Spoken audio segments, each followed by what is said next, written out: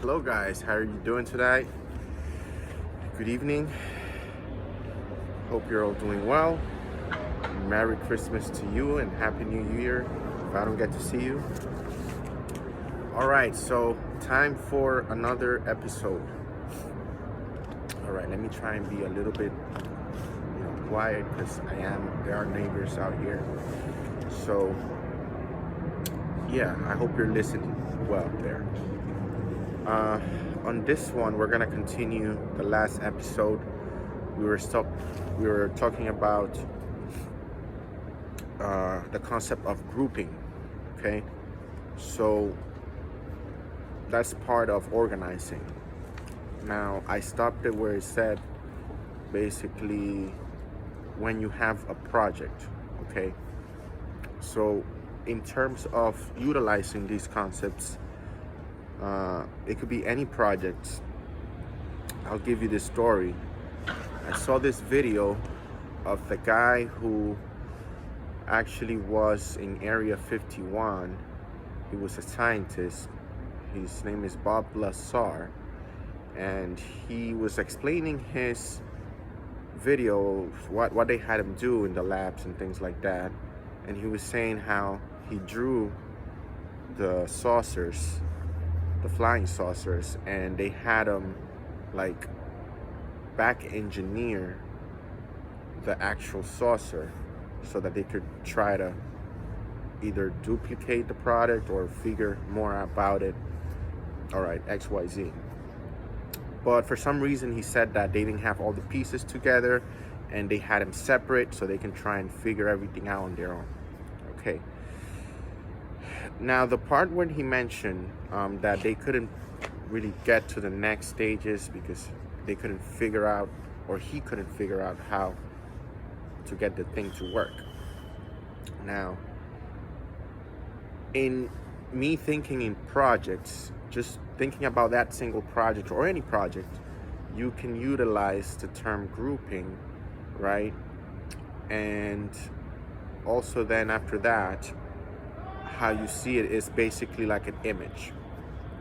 If you were to have an image, let's say any picture, in front of you, if you had the image set into a program, like an editor program, you're gonna see it has different categories, right? You're gonna have options for the image such as contrast, lighting, posture, many different things.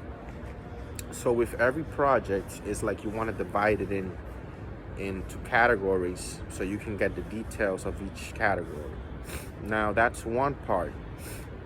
The next thing is dividing the steps, because you could get into a project, let's call it an unknown project, right? You don't know what you're dealing with. However, you can utilize this to at least try and get some kind of momentum going. It's basically dividing the process in steps. So let's say you want to try and work in 4 steps, right? So let's say step number 1 is figuring out, okay, what are the components, right? Let's say the components are made of this is the list.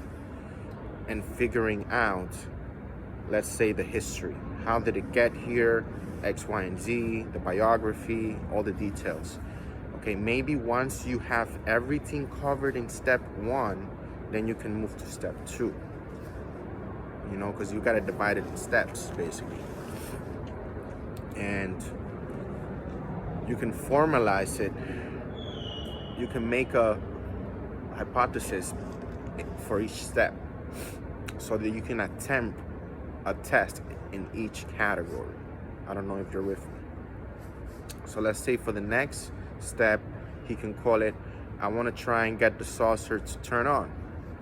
The next step, I'm not in step 2 until I get to that step. I'm gonna call it step number 3, getting the saucer to fly. I'll call it that. And then let's say step 4 is learning how to fly on it. Let's call it that. And then everything else that goes with that. All right, so that's one plan that you can put together into and divide it in steps, and then you can utilize grouping in each step so that you can have all the categories put together in the right thing, right folder, call it whatever you want. All right, so yeah, God is telling me let's leave it up to right there, and I hope someone find this message interesting. All right, have a blessed day and good luck to you all. Comment below. Yes, there is a comment button, by the way, right there. All right, peace.